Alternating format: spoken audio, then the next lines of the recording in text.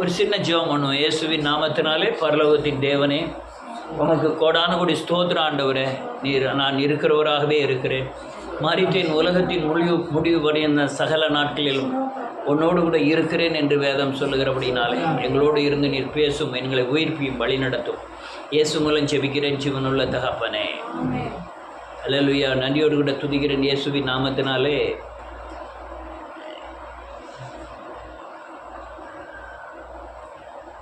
Right. இயேசுவின் நாமத்தினால் இன்னைக்கு சொல்லக்கூடிய காரியங்களையும் புரிந்து கொள்வது ரொம்ப அவசியம்.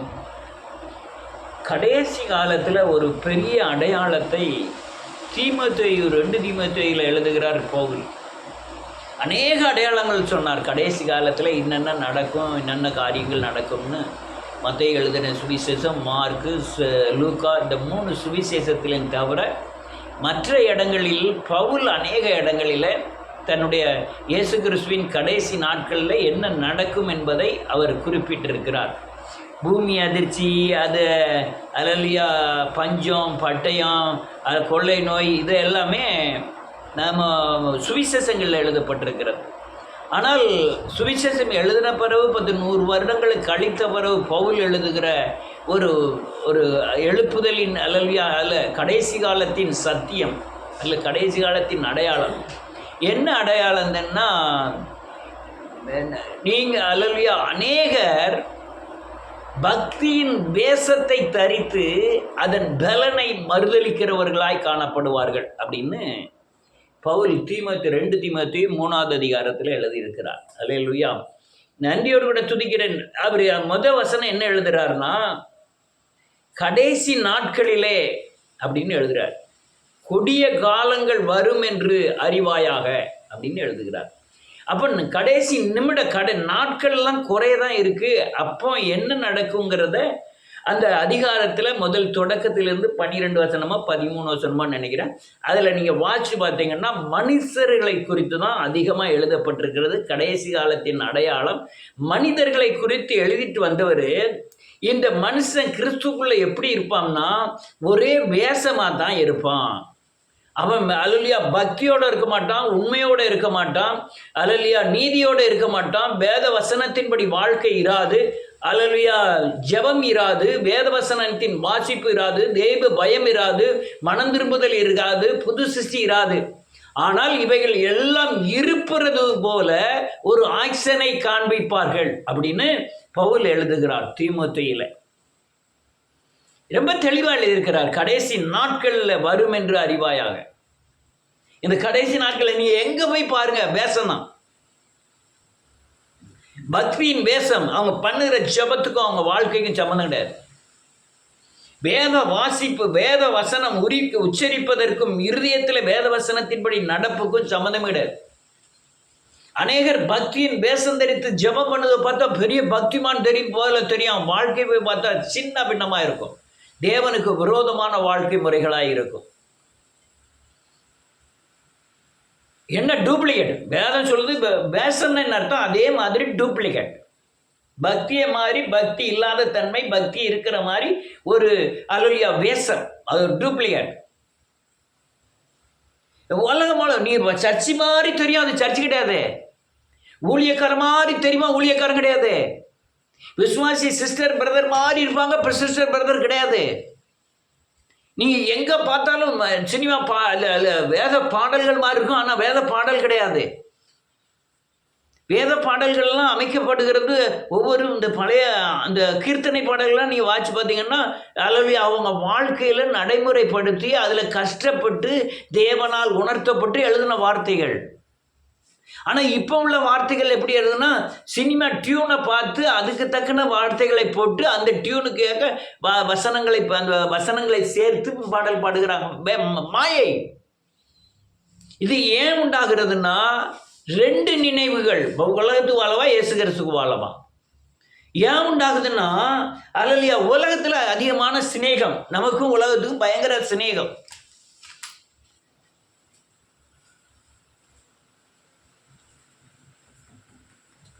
அல்லேலூயா. உலக சிநேகம் என்னைக்கு இருக்கோ, நீங்க கிறிஸ்துக்குள்ள நீங்க வேஷம் போட ஆரம்பிச்சிருவீங்க. உலக சிநேகத்தை விட்டு தேவனோடு ஐக்கியம் இருந்ததுன்னா நீங்கள் வேஷம் இருக்காது, எல்லாமே உண்மையாக இருக்கும். நான் அநேக நேரம் என் இருதயத்தில் பல வருஷங்களாக அல்லேலூயா நினைவில் வருகிற ஒரு வசனம் என்ன தெரியுமா? அவர் என்னை காண்கிற தேவன். அந்த வசனம் எனக்கு அடிக்கடி என் இருதயத்தில் வரும். அவர் என்னை காண்கிற தேவன். அநேகருடைய டோட்டலாக வாழ்க்கை அவுட்டு.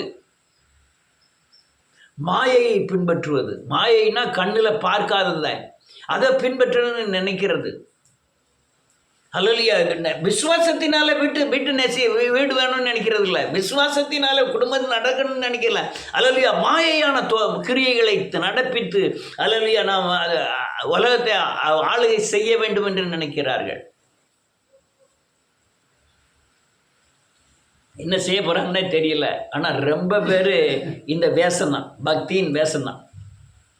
என்ன வயிற்று வலிக்கு உடம்பு சரியில்லை, உலக தேவையா, ஏசுநாதற்ற போனோம், மறுரூபமாகணும், சத்தியத்தின்படி நடக்கணும், அது நான் மாட்டேன், அதெல்லாம் என்னால் பின்பற்ற முடியாது.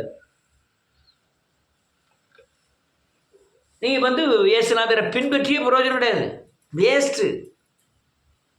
இதை ரொம்ப அல்லையா, தேவன் ஒன்று கர்த்தர் தெய்வமானால், இல்லைன்னா பாகால் தெய்வமானால். கர்த்தர் தெய்வமானால் கர்த்தரை பின்பற்று, பாகால் தெய்வமானால் பாகாலை பின்பற்று. ஆனால் நீ பாகாலை பின்பற்றி கொண்டு கர்த்தரை பின்னால் வர்ற மாதிரி நடித்தா தேவ கோபமும் வரும், பிசாசின் போராட்டமும் இருக்கும்.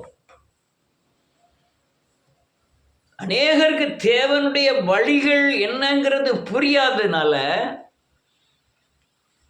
ஆவிக்குரிய யோசனைகள் என்ன, ஆவிக்குரிய ஆலோசனை என்ன, ஆவிக்குரிய நடைமுறைகள் என்னங்கிற பகுத்து அறியக்கூடிய அறிவு இல்லாததுனால இந்த பக்தி வேஷமாய் மாறுகிறது.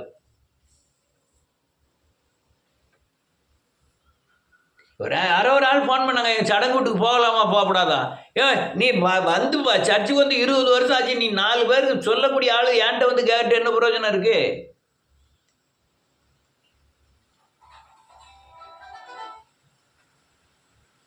நாம் குழந்தையை போல் இருந்தும் குழந்தைக்கேற்றவைகளை பேசணும், குழந்தைக்கேற்றபடி நடந்தோம்.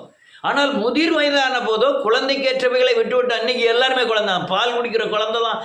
20 வயசு 50 வயசு அந்த 9 வருஷம் சர்ச்சுக்கு போனவங்களும் தலைமுறையாக சர்ச்சுக்கு போயிட்டு இருக்கவங்களும் குழந்தையை விட ரொம்ப மோசமான ஐசியூ வார்டில் இருக்கக்கூடியவர்களாக இருக்காங்க.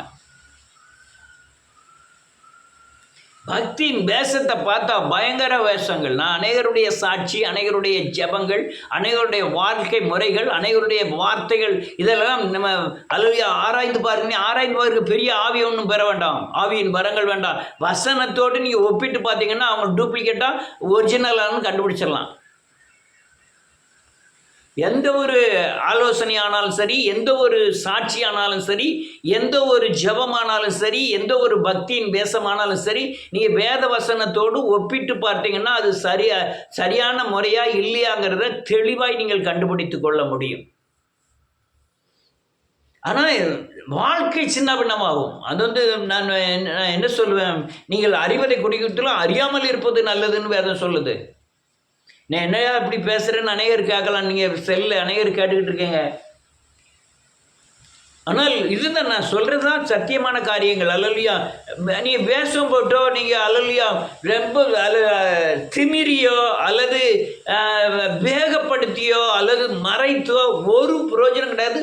உங்களை நீங்களே கல்லுகளினாலே குத்தி கொள்ளுகிறீர்கள். நீங்கள் உங்களையே ஏமாற்றிக்கிடுங்க. பக்தி வேஷம் இப்போ ஊழியக்காரனுக்கோ வேறு யாருக்கும் நஷ்டம்லாம் கிடையாது, ஒருத்தருக்கும் நஷ்டம் கிடையாது. மறைக்கிறது நீங்கள் தேவன்கிட்ட மறைக்கிறீங்க அநேக காரியங்களை. ஆனால் அல்லேலூயா அதன் ரிசல்ட் உண்டு, அது ரிசல்ட் உண்டு. அறியாமை செய்கிற காரியங்களை தேவன் காணாதவர் போல் இருந்தார், அது வேதம் சொல்லுது. தெரியலையா, நீ செய்கிற தவறுக்கு தேவன் பொறுப்பு. ஆனால் தெரிஞ்சுக்கிட்டே விரோதமாய் நடக்கிறவங்களுக்கு தேவனுடைய தண்டனை மீறி நடக்கிறவர்களுக்கு உண்டாகும். நீங்கள் மீறி நடக்கிறீங்க, அந்த வசனம் எனக்கு தெரியாதியா, அந்த வழிமுறைகள் எனக்கு தெரியாது, நான் தப்பு பண்ணிட்டேன், அது ஒரு சின்ன காய கூட பட மாட்டீர்கள். ஆனால் துணிகரமாக செய்கிற ஒவ்வொரு பாவங்களுக்கும், துணிகரமாய் செய்கிற ஒவ்வொரு சத்தியத்தின் மீறுதல்களுக்கும், துணிகரமாய் செய்கிற ஒவ்வொரு தேவ துரோகங்களுக்கும் தண்டனை இந்த பூமியிலே சரி கட்டப்படும். வேதம் சொல்லுது, நீதிமானுக்கு இந்த பூமியிலே சரி கட்டப்படும். பாவியும் பக்தி இல்லாதவனும் எங்கே நிலை நிற்பான்னு வேதம் சொல்லுது. அதனால வேஷங்கள் அல்லையா, 2 பேர் கண்டுபிடிச்சுக்கிடுவாங்க. ஒன்று ஆவியை பெற்றவன், ஒன்று பிசாசு. நீ வேஷம் போடுறதோ பிசாசு கிளீனாக கண்டுபிடிச்சிருவான். அபிஷேகத்தை பெற்றவனும் நீ வேஷம் போடுறதோ கிளீனாக கண்டுபிடிச்சிருவான். நீங்கள் எங்கே போனாலும் தப்ப முடியாது. நீங்கள் என்ன வேஷம் போட்டாலும் சரி, ஆவிக்குரியவன், அபிஷேகத்தை பெற்றவன். இது இந்த சொல்கிற சாட்சி உண்மைதானா, இப்போ பண்ணுற ஜபத்துக்கும் இவருடைய வாழ்க்கைக்கும் ஒத்து போகுதா, இவருடைய சாட்சியின் வாழ்க்கை என்ன, இது எல்லாத்தையுமே கண்டுபிடிச்சிருவான். பிசாசு இதை கட்டி 2 மடங்கு உன்னை அல்லேலூயா தேவனை விட்டு பிரிக்கிறதுக்கு வழி பார்ப்பான். நீ பண்ணுகிற ஒவ்வொரு காரியங்களுக்கும். எப்படி வேஷம் போட்டாங்கன்னு பார்ப்போம். நான் ஒரு சின்ன 2-3 வசனங்களை மாத்திரம் வாசிட்டு நான் முடிப்போம். 1 சாமுவேலின் புஸ்தகம்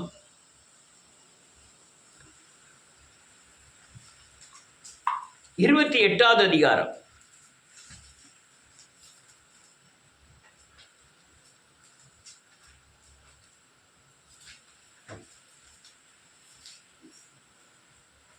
ஒன்று சாமுவேல் 28வது அதிகாரம்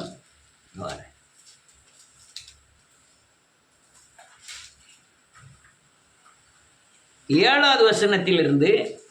அப்பொழுது சவுல் தன் ஊழியக்காரரை நோக்கி, அஞ்சனம் பார்க்கிற ஒரு ஸ்திரியை தேடுங்கள், ஆமென், நான் அவளுக்கு போய் விசாரிப்பேன் என்றான். ஆமென். அதற்கு அவனுடைய ஊழியக்காரர், இதோ எந்தோரில் அஞ்சனம் பார்க்கிற ஒரு ஸ்திரீ இருக்கிறாள் என்றார்கள். ஆமென். அப்பொழுது சவுல் வேஷம் மாறி வேற வஸ்திரம் தரித்துக் கொண்டு, ஆமென், அவனும் அவனோடு கூட 2 பேரும் ஆமென், ராத்திரியிலே அந்த ஸ்திரீகளிடத்தில் போய் சேர்ந்தார்கள். ஆமென். அவளை அவன் நோக்கி, அவன் நோக்கி, நீ அஞ்சனம் பார்த்து எனக்கு குறி சொல்லி நான் உன்னிடத்தில் சொல்லுகிறதை எழுப்பி வர செய் என்றான். ஆமென். ஒரு நிமிஷம் நல்ல கேளுங்க. சாமுவேல் இறந்து போயிட்டாரு. இவனுக்கு பயங்கரமான நெருக்கம் எதிரிகளிடத்துல இருந்து. ஆனால் எதிரிகளிடத்திலிருந்து நெருங்கின உடனே இவன் சத்தியத்தை மீறுகிறதுனால, வேதவசனத்துக்கு மீறினதுனால தேவன் அவனை விட்டு விலகிட்டாரு.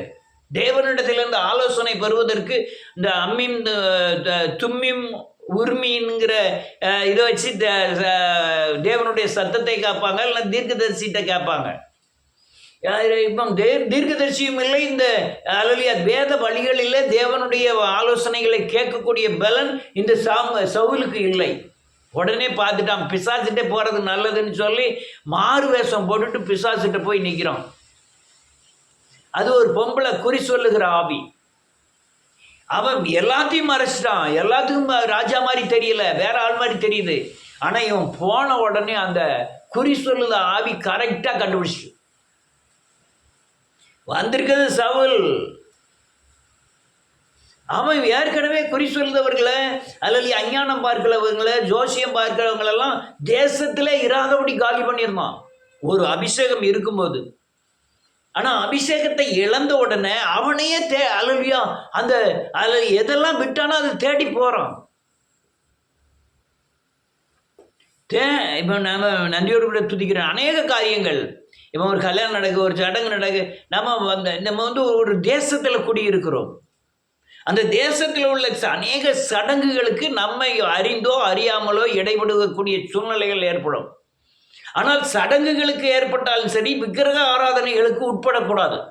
சில காரியங்கள் நீங்கள் இந்துக்களில் ஒவ்வொரு காரியமும் சடங்கு ஆச்சாரத்தின் அடிப்படையில் உள்ளது. ஒரு வீட்டுக்குள்ளே நீங்கள் போகிறதுலேருந்து அந்த வீட்டுக்குள்ளேருந்து வெளியே வர்றது வரையும் எல்லாமே சடங்காச்சாரத்தின் அடிப்படையில் உண்டு. அது சில காரியங்கள் நமக்கு தெரியும், சில காரியங்கள் தெரியாது. ஆனால் நம்ம செய்கிற காரியங்களில் விக்கிரக ஆராதனை இராதபடியும் விக்கிரகத்துக்குரியதை நாம் புசிக்காதபடியும் நாம் பாதுகாத்து கொள்ள வேண்டும். ஆனால் இவ்வளத்தையும் அழிச்ச ஒரு சாவுல் மாறுவேஷம் போட்டுட்டு அந்த சூனியக்காரிகிட்ட போய் நிற்கிறான். அந்த குறி சொல்லுதவட்ட ஒருத்தரும் கண்டுபிடிக்கல. அடுத்தால என்ன இருக்கு?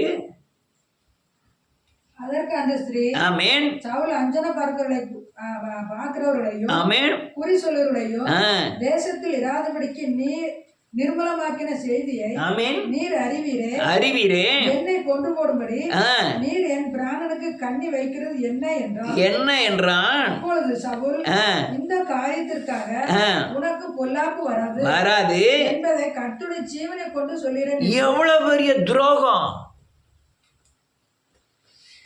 சூனியக்காரியெல்லாம் அழிச்சிட்டு அதே சூனியக்காரிட்ட மாறுவேஷம், அதே காரியம் தான் நமக்கும். அநேக கிறிஸ்துவர்களுடைய தன்மை அதான். நீ அநேகர் நினைக்கிறாங்க நம்ம சர்ச்சுக்கு போகிறோம், போகலை, நம்ம லேட்டாக போகிறோம், நீ பார்த்துக்கிட்டு இருக்க. நான் எதையும் கண்டிக்கிறது கிடையாது. எல்லாம் தேவனுடைய பொறுப்பு. உன் கண்ணீரை முதற்கொண்டு அவர் துருத்தியில் வைத்திருக்கிறார். உன் வாயின் வார்த்தைகளை அவர் கணக்கு எழுதி வைத்து கொண்டிருக்கிறார். நீங்கள் பரலோகத்தில் மட்டுமல்ல, பூமியிலையும் ஜீவிக்கிறதுக்காக தான் இயேசு கிறிஸ்துவை பின்பற்றுகிறோம்.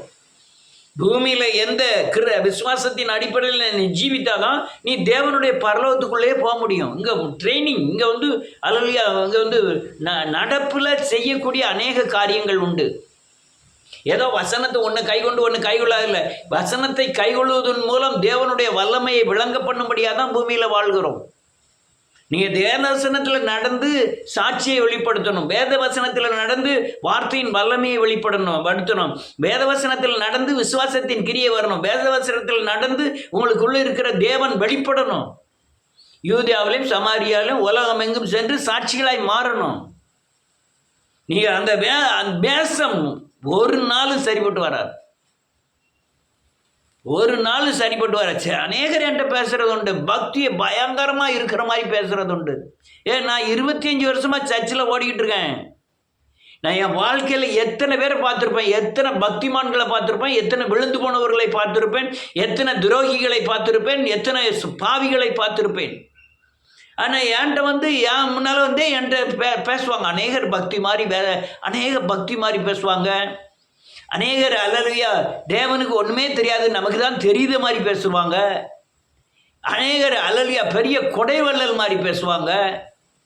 உங்கள் வாழ்க்கை அல்லேலூயா ஒரு நிருபம். நீங்கள் உங்கள் வாழ்க்கை வெளிச்சத்தில் வரணும்.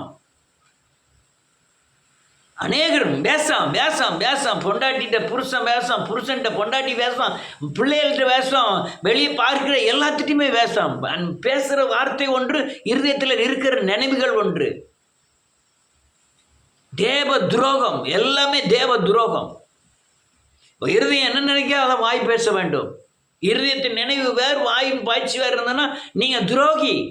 நீங்கள் தேவனுக்கு விரோதமான பகை வேஷம் தரித்து திரிகிறீர்கள். இப்படி எல்லாம் யாருமே பேச மாட்டாங்க இல்லையா? இது நடக்கு, உலகத்தில் நடக்கு. ஒரு விசுவாசிய அல்லையா ஒரு ஊழியன் நடத்துகிற விதமே அல்லையா தேவ துரோகங்கள். அந்த பல காரியங்கள் இருக்கிறது. சரி, இது வேஷம் போட்டுட்டு போகிறான். யார்? சவுல் வேஷம் போட்டுட்டு போய் அந்த எதை விட்டு வந்தானோ, எதை இல்லை வாழ்க்கையில் இல்லாதபடி செய்தானோ அதை சேவிக்கும்படியாய் போகிறான். அநேக கிறிஸ்தவருடைய தன்மை தான். அப்பாவை ஏமாத்த 2 பிள்ளைகளில் ஒருத்தன் வேஷம் போட்டு போகிறான், அண்ணன் மாதிரியே வேஷம் போட்டு போகிறான். வேஷங்கள் கடந்து போகிறதுன்னு பவுல் சொல்கிறார். நீங்கள் பவுல் கொரிந்தியர் நினைக்கிறேன். அல்லேலூயா, அவர் சொல்கிறார் வேஷங்கள் கடந்து போகும். ரொம்ப நேரம்லாம் நிற்காது. ஒருத்தருடைய வேஷங்கள் ரொம்ப நேரம் நிற்காது. அடேங்கப்பா, நான் ரட்சிக்கப்பட்டது 90, அதுக்கு முந்தி அல்லேலூயா எத்தனையோ நடிகர் நடித்த படங்கள்லாம் பார்த்துருக்குறேன். சிவாஜி கணேசன் தான் நடிகர் திலகம், சாவித்திரி, நடிக வேல், எம்.ஆர். ராதா, இவங்களை எல்லாம் தாண்டிட்டாங்க கிறிஸ்துவ ஜனங்கள்.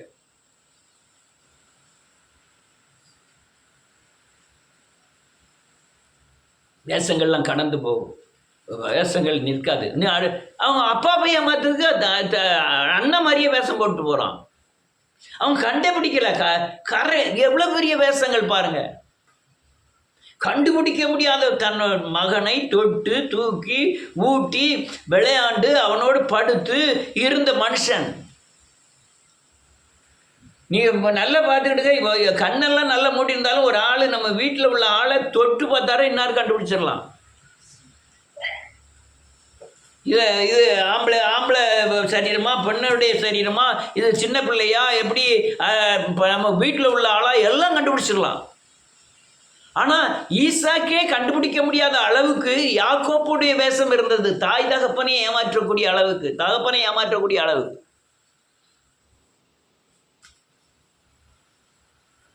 கண்டுபிடிச்சிட்டான் ஈசாக்கு.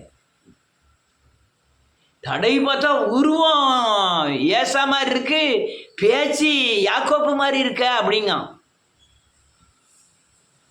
அல்லேலூயா. நீ என்ன பேசினாலும் சரி, அது உங்களுக்கு தண்டனையை கொண்டு வரும். வாழ்க்கையில் வந்து நிம்மதியற்ற வாழ்க்கையை கொண்டு வரும். நீ ஆவிக்குரிய தன்மையை திரும்புங்க.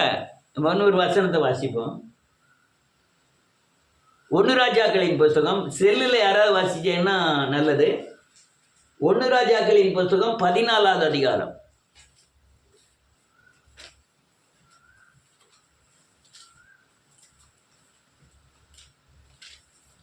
1 வாசிக்கலாம்.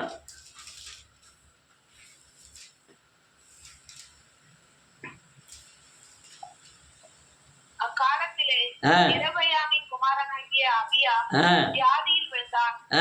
அப்பொழுது யெரொபெயாம் தன் மனைவியை பார்த்து, நீ எழுந்து நீ யெரொபெயாமின் மனைவி என்று ஒருவரும் அறியாதபடிக்கு மாறி சீலோவுக்கு போ, இந்த ஜனத்தின் மேல் நான் ராஜாவேன் என்று என்னோடு சொன்ன தீர்க்கதரிசியாகிய அகியா அங்கே இருக்கிறான். ஒரு நிமிஷம். அகியாங்கிறவன் இந்த யெரொபெயாமை பார்த்து ஒரு தடவை சொல்லியிருக்கான், நீ ராஜாவாக போகிற. அது கரெக்டாக நடந்துட்டு. இப்போ யெரொபெயாம் வேதவசனம் சொல்கிற மாதிரி நடக்கலை. இவன் நேர போய் பார்க்கல. அதனால நேர போய் தீர்க்கதரிசி போய் பார்க்க முடியல. அகியாங்கிறவன் ஒரு தீர்க்கதரிசி, ஊழியக்காரன். அவனை போய் பார்க்க முடியல. தேவனை சந்திக்க முடியவில்லைன்னு வைங்க. இந்த ஊழியன் மூலமாய் தேவனை சந்திக்க முடியவில்லை. உடனே தன்னுடைய மனைவியை கூப்பிட்டு சொல்கிறான், நம்ம பேரன் அல்லேலூயா குமாரனுடைய மகனே, நம்ம பேரன் திடீர்னு உடம்பு சரியில்லாமல் விழுந்துட்டான். நீ மாறு வேஷம் போட்டுட்டு போய் அந்த தீர்க்கதரிசியை போய் பாரு. ஆமென். அல்லேலூயா. மகன் யெரொபெயாமின் மகன். நம்ம மகன் இப்படி ஆயிட்டான், போய் மாறு வேஷம் போட்டு போய் இந்த ஐயாவை கொண்டு போய் காமி அப்படிங்க. ஐயா என்ன சொல்கிறானோ அது நடந்துடும் அப்படிங்கிறான். இவன் போகும்போதே ஆண்டவர் வந்து தீர்க்கதரிசிட்ட சொல்லிட்டார், அந்த யெரொபெயாமியோடைய மனைவி மாறு வேஷம் போட்டுட்டு வாரா, அவள் கால் வாசலில் நிற்கி நீ நின்னதை சொல்லணுங்கிறத ஆண்டவர் அவன்கிட்ட பேசிட்டார். வாசலில் நிற்கிற மனைவியை கூப்பிட்டு சொல்கிறான், ஏன் மாறு வேஷத்தில் வந்திருக்க அப்படின்ட்டு. வாசிக்கலாம் 3வது வசனம். ஆமென். ஆமென். அறிவிப்பான் என்றான். அப்படி யெரொபெயாமின் மனைவி செய்தாள். அவள் எழுந்து சீலோவுக்கு போய் அகியாவின் வீட்டிற்குள் பிரவேசித்தாள். அகியாவோ முதிர் வயது ஆனதினால் கண்கள் மங்களாடைத்து கூடாதிருந்தது. அவன் வயசு ரொம்ப வயசாயிட்டு, ரொம்ப வயசாகி கண்ணெல்லாம் தெரியாம வீட்டுக்குள்ள உட்காந்துருக்கோம் தீர்க்கதரிசி. அப்போ உள்ள போற அப்போ கர்த்தர் 5வது வருஷம் இதோ யெரொபெயாமின் மனைவி வியாதியா இருக்கிற குமாரனுக்காக உன்னை ஒரு விஷயம் கேட்க வருகிறாள். அவளுக்கு இன்னென்ன பிரகாரமாக சொல்ல வேண்டும். அவள் உட்பிரவேசிக்கிற போது தன்னை அந்நிய ஸ்திரீயாக காண்பிப்பாள் என்றார். ஆமென். போதும். ஆண்டவர் அதுக்கு முன்னே சொல்லிட்டாரு, வேஷங்கள் போடவே முடியாது. இந்த வேஷங்கள் போட்டால் உங்கள் நாட்கள் நிர்ணயிக்கப்படுகிறது. வேஷங்கள் போட்டால் உங்களுடைய சமாதானம் உங்களை விட்டு எடுபட போகிறது. வேஷங்கள் போட்டால் நீங்கள் உலகத்தில் எவ்வளவோ முயற்சி பண்ணி வழிகளை தேடலாம். அது ஆவிக்குரிய வழியாக இருந்ததுன்னா அது ஜெயமாகவும், உலகத்தின் வழியாக இருந்தால் சில காரியங்கள் நடக்கிறது போல இருந்தாலும் அது தோல்வியாகவும் தான் முடியும். ஆனால் நீ எது நடந்தாலும் தேவனுடைய வழிமுறைகளில் நடந்தீங்கன்னா உங்களுக்கு பாதுகாப்பும் விடுதலையும் உண்டு. என்ன வேஷங்கள், என்ன வேஷங்கள், எப்பா என்னென்ன வேஷங்கள்.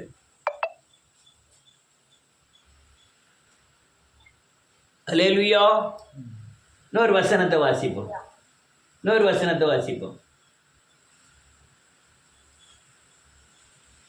சபையில் ஒரு மனுஷன் எப்படி நடந்துக்கிடணும் அப்படின்ட்டு 1 கொரிந்தியர் புத்தகம் 7வது அதிகாரம்.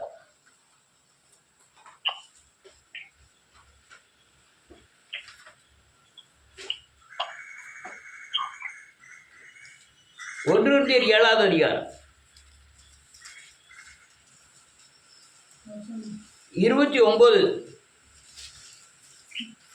மேலும் சகோதரரே, நான் சொல்லுகிறது என்னவெனில், இனி ஒரு காலம் குறுகியானபடியால் மனைவி உள்ளவர்களும் மனைவி உள்ளவர்கள் மனைவி இல்லாத போலவும் அழுகிறவர்கள் அழாதவர்கள் போலவும். நல்ல கவனிங்க, வேதம் சொல்லுது மனைவி உள்ளவர்கள் இல்லாதவர்கள் போலும்னா என்ன அர்த்தம்னா, அதுக்காக மனைவியை விவாகரத்து பண்ணிடணும்னு வேதம் சொல்லல.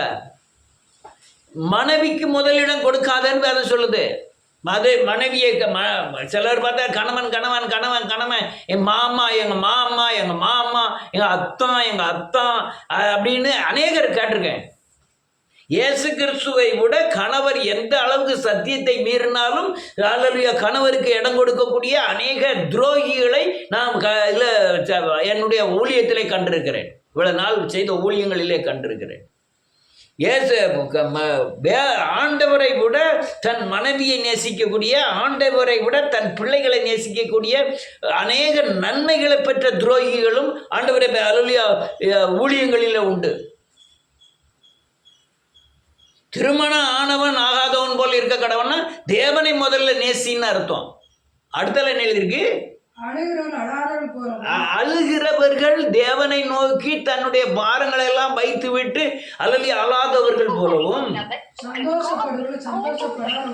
சந்தோஷப்படுகிறவர்கள் சந்தோஷப்படாதவர்கள் போலவும்,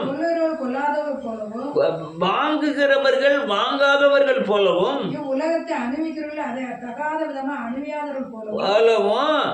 இருக்க வேண்டும்.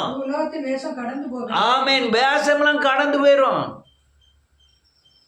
உலகத்தில் எப்படி வாழணும்?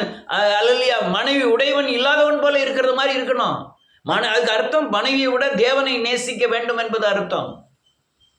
அநேகர் அந்த தன்மையில் இல்லை. ஐயா நான் அப்படிதான் இருப்பேன், நீங்கள் வேத வசனத்தை மாற்றி எழுதிக்கிடுங்க, இல்லைன்னா நீ எவ்வளோ நாள் கத்திட்டு போங்க, எனக்கு ஒன்றும் பிரச்சனை இல்லை. இது பிரச்சனைக்கோ அல்லையா கத்திட்டு போகிறதுக்கோ உண்டான காரியம் அல்ல. உங்களுடைய எதிர்காலத்தை குறித்து நான் பேசிக்கிட்டு இருக்கேன். கத்திக்கிட்டு இருக்கிறதுக்கும் போவதுக்கும் சொல்லலை. உங்கள் பிள்ளைகளின் வாழ்க்கையை குறித்து நான் பேசிக்கிட்டு இருக்கேன். உங்களுடைய சமாதானத்தை குறித்து நான் பேசிக்கிட்டு இருக்கேன். நீங்கள் என்ன வேஷம் போட்டாலும் தேவன் அறிவார், உங்கள் எண்ணங்களை அறிவார். நீங்கள் என்னது அல்லேலூயா, நீங்கள் யோவான் 8ஆம் அதிகாரத்தில் பார்த்தீங்கன்னா ஒரு பெண்ணை கையும் களவுமாக விபச்சாரத்தில் பிடிச்சிட்டு வந்து இவரை குற்றவாளியாய் தீர்க்கும்படியாய் கேள்வியாக அவங்க சிந்தனைகளை தேவன் அறிந்தார்னு வேதத்தில் எழுதியிருக்கு. அதில் மட்டுமல்ல, பல இடங்களை பரிசேர் சதிசேருடைய சிந்தனைகளை தேவன் அறிந்தார் அப்படின்னு எழுதியிருக்கும். அப்போ நம்ம சிந்தனைகளை அறிவார். நம்ம மேலோட்ட பக்தி ஒன்றுக்கும் உதவாது. ஆழமாய் தோண்டி கண்மலையின் மேல் அஸ்திபாரம் போட்டால் ஒழிய அல்லலியா அந்த பூமியில் வெள்ளத்துக்கும் பெருவெள்ளத்துக்கும் காற்றுக்கும் அல்லலியா நீங்கள் தப்பவே முடியாது. அஸ்திபாரம் கிறிஸ்துவின் மேலே அல்லலியா கண்மலையின் மேலே நீ அஸ்திபாரம் போடணும். யாரை வச்சு ஆண்டவர் இல்லை, ஆண்டவருக்கு உங்களுக்கு தேவை என்னன்னு இல்லை, ஆனால் உங்களுக்கு கண்டிப்பாக ஆண்டவர் தேவை. ஆண்டவரை பின்பற்ற வேண்டிய அவசியம் அதிகமான தேவை. கொஞ்சத்திலே உண்மையாக இருந்தால் அநேகத்தின் மேல் நான் அதிகாரியாய் வைப்பேன்னு சொன்னார். பக்தியின் வேஷங்கள் எல்லாம் கடந்து போகிறது மட்டுமல்ல, அது தண்டனையை கொண்டு வரும். நாம் நம்மை நாமே ஏமாற்றிக்கொண்டு தேவனை பொய்யனாய் மாற்றுகிறோம். தேவனுக்கு சக்தி இல்லை, தேவனுக்கு கண் இல்லை, தேவனுக்கு காது இல்லை, அவருடைய கிரியைகள் இல்லைங்கிறத நாம் மனசில் நினச்சிக்கிட்டு துணிகரமான பாவத்தில் இடைபட்டு தேவனுக்கு வேஷமாய் காணப்படுகிறோம். தேவனுக்கு வேஷமாய் காணப்பட்டு உலகத்தில் இயேசு கிறிஸ்துவை சிலுவையில் அறைகிறோம். இயேசு கிறிஸ்துவை அவமானப்படுத்துகிறோம், நிந்திக்கிறோம். நாம் மாறுபட்ட பிசாசின் சாயலுக்கு வேஷத்தை தரித்து கொண்டு பிசாசின் கிரியைகளை பூமியிலே செய்து கொண்டு பிசாசின் கிரியைகளை அல்லலியா பகிரங்கமாய் அல்லலியா இது தேவனுடைய கிரியை என்று அறிக்கை செய்து அல்லலியா நாம் வாழுகிறபடினாலே தண்டிக்கப்படுகிறோம். நீ யாரின் விரும்பினாலும் விரும்பாவிட்டாலும் பயங்கரமான ஒரு எழுப்புதல் தேசத்தை சந்திக்க போகுது. நீ யாராக இருந்தாலும் சரி, சரியானபடி இருந்தவர்கள் அந்த எழுப்புதலிலே பங்கடைவார்கள். அந்த எழுப்புதல் தேசத்தை அசைக்கும். நான் 2 நாளைக்கு முந்தி வாசித்தேன் வந்து யாராவது ஒரு ஆள் எடுத்தது வாசிக்கலாம். இயேசுவின் நாமத்தினால் 49ஆவது அதிகாரம் எசேயாவின் புஸ்தகம்.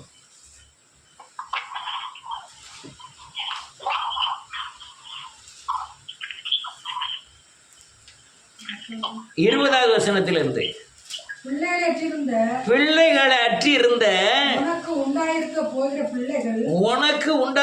போகிற பிள்ளைகள் இடம் எங்களுக்கு நெருக்கமாய் இருக்கிறது. நாங்கள் குடியிருக்கும்படி ஆமென் விலகியிரு என்று உன் காதில் கேட்க சொல்லுவார்கள். அப்பொழுது நீ இவர்களை எனக்கு பிறப்பித்தவர் யார்? நான் பிள்ளைகளற்றும் தனித்தும் ஆமென் சிறைப்பட்டும் ஆமென் நிலையற்று இருந்தனே. ஆமென் இவர்களை எனக்கு வளர்த்தவர் யார்? இதோ நான் ஒன்றியாய் விடப்பட்டிருந்தனே. ஆமென் இவர்கள் எங்கே இருந்தவர்கள் என்று உன் இருதயத்தில் சொல்லுவாய். ஆமென் இதோ ஜாதிகளுக்கு நேராக ஆமென் என் கரத்தை உயர்த்தி ஜனங்களுக்கு நேராக ஆமென் என் கொடியை ஏற்றுவேன். அப்பொழுது உன் குமாரரை கொடு கைகளால் ஆமென் ஏந்தி கொண்டு ஆமென் உன் குமார்த்திகள் ஆமென் தோளின் மேல் எடுத்துக்கொண்டு ஆமென் வரப்படுவார்கள் என்று கர்த்தர் ஆண்டவர் சொல்லுகிறார். போதும். அடுத்த ஒரு வசனத்தை வாசிப்போம். ராஜாக்கள் உன்னை வளர்க்கும் தந்தைகளோ ஆமென் அவருடைய நாயைகள் உன் கை தாய்களுமாய் இருப்பார்கள். தரையில மோப்புற விழுந்து உன்னை பணிந்து கால்களின் தூளை நக்குவார்கள். நான் கர்த்தர் காத்திருக்கிறவர்கள் என்பதை அப்பொழுது அறிந்து கொள்வாய். பயங்கரமான எழுப்புதலின் சத்தியங்கள். 22-23 வருஷமா காத்திருக்கிறேன், எதையும் எதிர்பார்க்காம. எத்தனையோ எழுப்புதலின் ஆலோசனைகளை டிவிலையும் கேட்டிருக்கேன், செல்லில் கேட்டிருக்கேன். ஆனால் எழுப்புதலின் ஆலோசனை சரியானபடி தேவன் எனக்கு வெளிப்படுத்தின காரியங்களை தவிர அநேக எழுப்புதலின் சத்தியம் எழுப்புதலுக்குரியதா இல்லை. இன்னைக்கு இந்த வேஷத்தை பூரா தேவன் ஒரு நாள் களைஞ்சிட்டாருன்னா பயங்கர எழுப்புதல் உண்டாயிரும். வேஷத்தை பூரா டூப்ளிகேட் பூரா அவுட் ஆயிட்டுனா அசல் வெளியே வந்துடும். எனக்கு அதுக்காக தான் நம்ம ஜெபம் பண்ணணும். ஆண்டவரே இந்த டூப்ளிகேட்டை பூரா கழிச்சு எடுத்துரும், ஆகாத மீனை தள்ளும். இதெல்லாம் ஆகாத பூரா தூர தள்ளிட்டான்னா நல்ல அல்லடியா குவாலிட்டி கிடைக்கும். ஒருவன் 1000 பேர், 2 பேர் 10,000 பேரும் துரத்துவார்கள். வேஷம் வேஷம் வேஷம், எங்கே பார்த்தாலும் வேஷம், எதில் பார்த்தாலும் வேஷம். எதில் அண்ணன் தம்பிக்கு உண்மை இல்லை, கணவன் மனைவிக்கு உண்மை இல்லை, மனைவி கணவனுக்கு உண்மை இல்லை, வேஷம். உண்மையான அன்பை நீங்கள் எந்த வீட்லேயும் பார்க்க முடியல. எங்கே போங்க உங்களோட உண்மையான அன்பை பார்க்க முடியல. தாய் தகப்பன பிள்ளைக்கு தாய்க்கு வேஷம் போடுது, தாய்க்கு பிள்ளை வேஷம் போடுது. ஒவ்வொரு வகையான பாசங்கிற பிசாசின் வேஷம், பக்தியினோட கொடிய வேஷம், எத்தனையோ வேஷங்கள். கடன் வாங்கிறதுக்கு அது ஒரு வேஷம் போடுறாங்க, கடன் கொடுக்க முடியலைன்னா அதுக்கு ஒரு வேஷம் போடுறாங்க. அநேக வேதவசனத்துக்கு மீறுகிற காரியங்களில் மீறி வேதவசனத்தின்படி நடக்கிற மாதிரி தேவ துரோகத்துக்கு உண்டான வேஷங்கள். ஒரு அலலியா உலகத்தில் இந்த வேஷத்தெல்லாம் கண்டுபிடிக்கணும்னா ஒரு வழியை சொல்கிறேன்.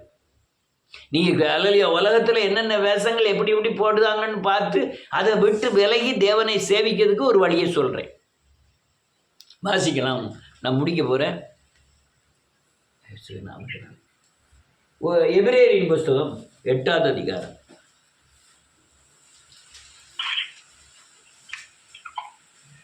பக்கம் 304 வாசிக்கலாம் 10லிருந்து.